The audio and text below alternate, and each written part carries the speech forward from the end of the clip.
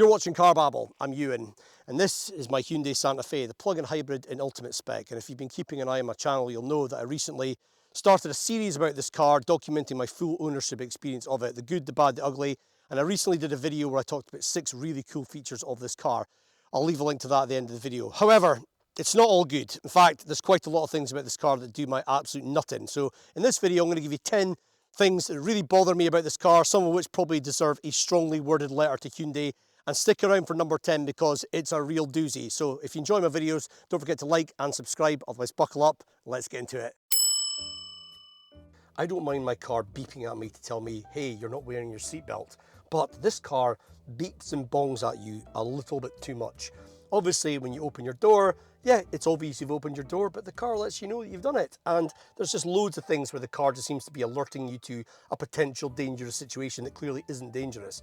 But what bothers me the most is this welcome screen. Every time you turn the car on, you have to read this little statement and then press that you've read it to accept it. It's almost like signing a waiver or something before you can do anything. And you can just let it wait and it will go away. But if you want to get into your infotainment quickly, well, you press a button to get rid of it. It's like, why are they doing that every time you start the car? Do people honestly get in the car and go, oh, cheapers guys, before we go, I've got to read this. Nobody's going to do that. You know, it's like, why have you got that sort of stuff in there? At least have it on like a monthly cycle or something. And even then, nobody's going to bother reading it. But it's like, they just seem to be almost trying to protect themselves.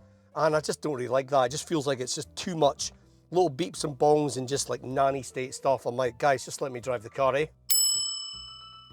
This car has 2 position memory seats in the top spec, which is great. But when you're driving along, you're not allowed to update your saved settings. So you're driving along and you're like, oh, don't feel that comfortable here. I want to tweak my settings here. You do that and you think, oh, I better save that for next time. It doesn't let you do it. You're not allowed to do it on the move.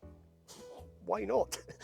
do they think that that's like an unsafe button to press whilst you're driving?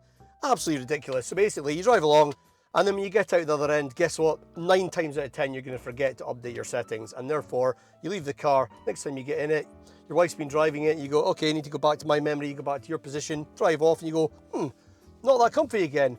Oh, I better update them again. Oh yeah, I can't save it. And repeat the process. Silly. Now you don't have to go all the way up to ultimate trim to get keyless entry in the Santa Fe. However, it's not the best keyless entry system I've ever seen. I've had Volvos that are nearly a decade old that you walk up, as long as the key's in your pocket, the second you touch your handle, it senses it, pulls the mirrors out, unlocks the car. Whereas with the Santa Fe, keys in your pocket, you have to press this button here for it to do that. And sometimes it's actually a little bit clunky and doesn't always seem to work. So you just don't get that smooth kind of walk up, open the car. It's all just like, oh, I've got to press a button, which is no different than pressing a button on my keys. So yeah, not the best solution.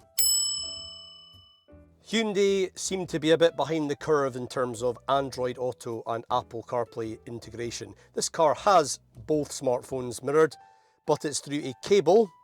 And yeah, that's not even what bothers me about it. What bothers me is I've got an Android phone, my wife's got an Apple phone, and Android Auto doesn't get full screen Android Auto. So in CarPlay, you get a full screen, but us peasants with Android phones don't get a full screen. Half of it's just a picture of the Android symbol. It's like, really guys? That sucks a little bit, doesn't it? Apparently there's a software update that might be addressing this issue, but yeah, that sucks ass. Now, if somebody could tell me in the comments we've got this wrong, happy to hear it, but it appears you cannot have your cake and eat it when it comes to Apple CarPlay and Android Auto and also the radio at the same time. What I mean by that is, say you want to look at your Google Maps, you're going somewhere and you need your directions and you want to use Google Maps because it's the best, but you're also wanting to listen to the radio at the same time. You can't really do it as far as we can see. You're either in Android Auto and you're using all the functionality, or you go into radio and it disconnects it. So you can't have both at the same time. That sucks. Now, one of the challenges of plug-in hybrids is that they're never designed as plug-in hybrids from the ground up. They're internal combustion engine cars usually that have a plug-in hybrid element added later on. And therefore, when they have to put the batteries in the car, they have to put them somewhere. So they either have to go underneath the seats in the back and therefore they kind of eat into passenger room, or they go under the floor in the boot. And that means eating into boot space. Well, that is the case in this car. The boot is still really massive. However, there is absolutely nowhere underneath here to put the cables, and therefore they have to just sit in the back. which is bloody annoying. So to open the EV port, you just press the button and it flips open. To open the petrol one, you have to unlock it first through a button. I really don't understand why that's different and why you need an unlock button at all. Just click open, just like on the EV one would be fine, thanks. But the issue is the petrol cap unlock button is beside the button for the handbrake. And do you know how many times I've gone to engage or disengage my handbrake and I've accidentally pressed the petrol cap one? Now, if you're somebody who likes a lot of buttons in your car, well, the Santa Fe could be for you because there's a lot of buttons in here. And once you know where they all are, it's really quite good because muscle memory kicks in. I like that. I don't like a touchscreen where there's just like never a bit of orientation because it's a touchscreen. I like to know where all buttons are, and that's good about this car. But that's not what bothers me. And this is going to sound a little bit petty, but it just feels like there's one or too many button presses to get propelled forward in this car. Starting with the keyless entry, you've got to press a button to do that. And then you get in the car, okay, press the start button. And then you go, right, let's engage or disengage, should I say, the handbrake. Oh, sometimes you press that, it doesn't work, you got to do it a second time. And you might even accidentally press the petrol cap in the process. Then you go, I don't like lane keep. I don't like lane keep assist, so I want to turn that off. Press a button, nope, can't do that. You've got to hold it down for 3 seconds to do that. And then to finally drive the car, it's not a gear stick, it's a D button. Press that to move forward. It feels like you're doing the pre-launch procedure for a spaceship sometimes in this car. Just a little bit too many button presses, and that's before you start faffing about your AC, your drive modes, your infotainment. It just feels like there's an awful lot of things you've got to press to get moving, and a bit too many. Now, it's all very well having cameras all around your car, but is there a wash system with this one? No.